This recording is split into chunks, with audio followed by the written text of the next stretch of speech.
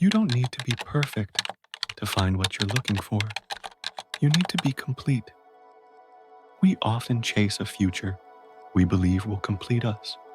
We're told that if we work hard enough, become the best, or acquire all the right things, we will finally be worthy of the love, success, and happiness we crave. It's a game of perpetual pursuit, fueled by the feeling that something is missing. The world sends us a message, a kind of challenge that we absorb and internalize. What is the love you haven't found because you haven't become that person yet? Become that person. At first, this sounds like a noble, even inspiring directive. We see it as a call to action, an imperative to level up, to transform ourselves into the kind of person who deserves all the good things.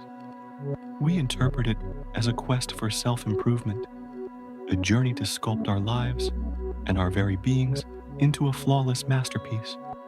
We begin with the best of intentions. We read self-help books. We join new groups. We meticulously craft an image of the person we believe we need to be. We believe that if we just check off enough boxes, the perfect job, the perfect body, the perfect partner, we'll finally be complete. But this is where the conflict begins. The harder we chase, the emptier we feel. The feeling of scarcity, of not being enough, becomes a constant companion. We're in a state of perpetual struggle, always trying to fill a void that feels bottomless. We realize that this quest for perfection is a never-ending cycle, and we start to question everything. If becoming that person is the answer, why does the pursuit itself feel so hollow? Why does the feeling of desperation seem to grow with every step we take towards our goal? We begin to understand that maybe the problem isn't our lack of perfection, but our very perception of what is missing. The true key, it turns out, is not in becoming someone new, but in finding a state of genuine contentment with who you already are. Imagine a song, a truly beautiful and timeless melody. For the sake of this example, let's call it a heart's whisper. This song feels inevitable, as if it has always existed, waiting to be heard. Its chords resonate so deeply that you might think its magic lies in the notes themselves. But consider this. If a different artist had interpreted this same melody, would it sound the same? Would it carry the same emotional weight, the same depth of feeling? The answer, of course, is no. One artist might play it with a sense of melancholic longing, while another might imbue it with joyful hope. The melody is the same, but the interpretation, the way it is felt, lived, and expressed, is unique to the individual. This analogy holds the core of our message. Opportunities, people, and experiences are the melodies of life. They already exist in the world. What makes them resonate with you, what makes them find you, is not your desperate pursuit of them, but your inner state, your interpretation of life. It's the unique way you live, feel, and fill your own reality. The true magnetic power isn't in your perfection, but in your fullness. When you become a person who is complete in their own right, your energy shifts from one of scarcity to one of abundance. You're no longer desperately seeking to be whole, you simply are. And that is a different song entirely. The actor and the attraction. Consider the story of an actor. For months, he was without roles, his bank account dwindling, taking on menial jobs just to get by. His desperation was a tangible force. Every audition felt like a life or death situation, and that very neediness permeated his performances. He was trying to be what he thought casting directors wanted, But the desperation was clear on his face, in his posture, in the way he spoke. He was chasing a role to fill a void. Then, a friend challenged him not to chase roles to pay bills, but to find a role that felt relevant to his soul. The actor confessed he felt as though he had fallen into a damn void, wanting to find his purpose again. This feeling of emptiness became his new motivation. He stopped looking for a role to save him and started looking for one to express what he was feeling.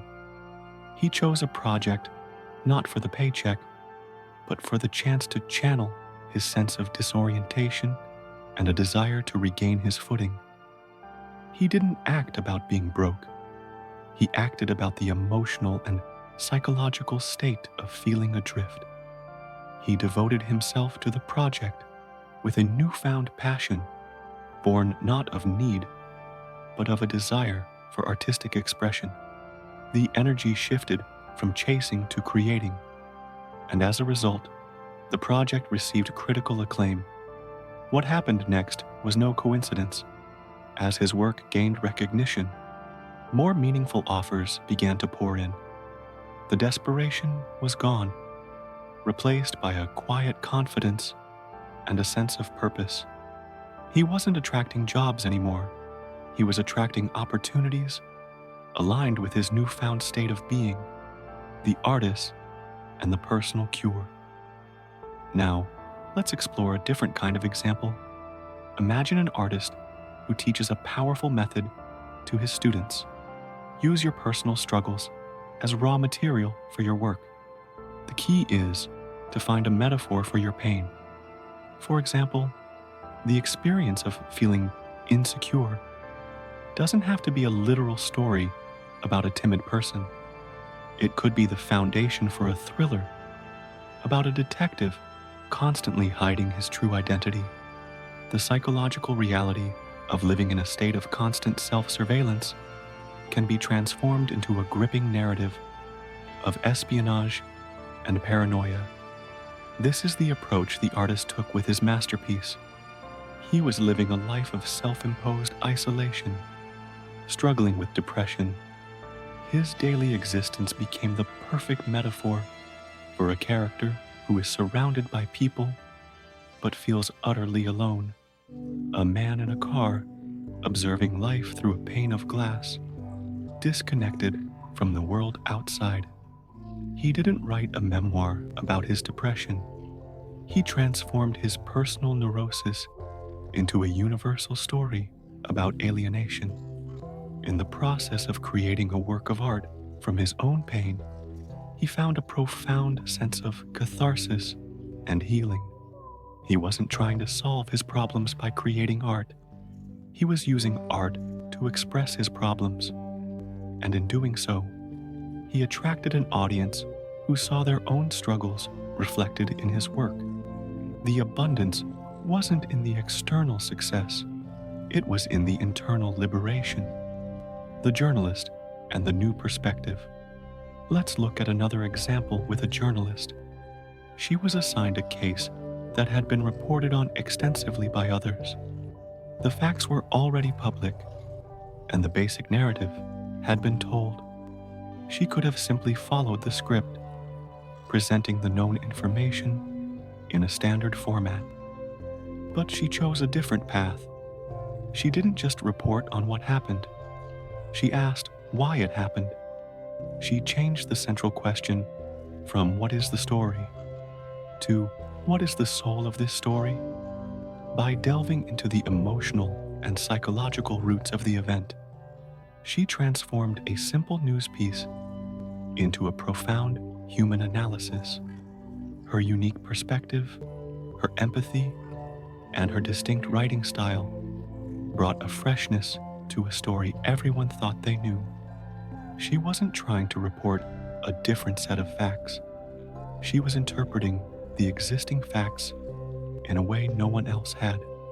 The abundance she found wasn't in scooping a story, but in creating a deeper, more meaningful connection with her readers.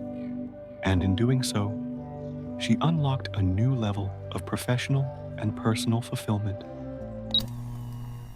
We come full circle, back to the initial quote.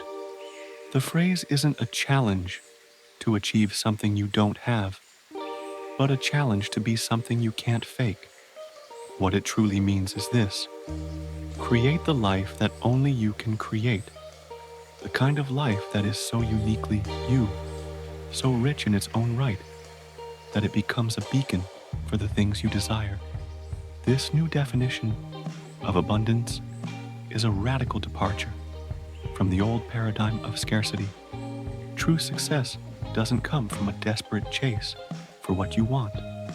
It comes from becoming so full and so complete in your own being that the things you desire are drawn to your reality. You can find inspiration in others. You can learn from their journeys, but the truly magnetic force is your own life, with your own unique choices and attitudes. When you live from a place of sufficiency, the world responds by giving you more of what you already have, a sense of fullness. The final message is clear. A genuinely rich life isn't about having everything you want. It's about being so content with who you are that the things you desire become a reflection of your own joy. The power of plenitude is the key to creating a life that is truly unique and genuinely abundant.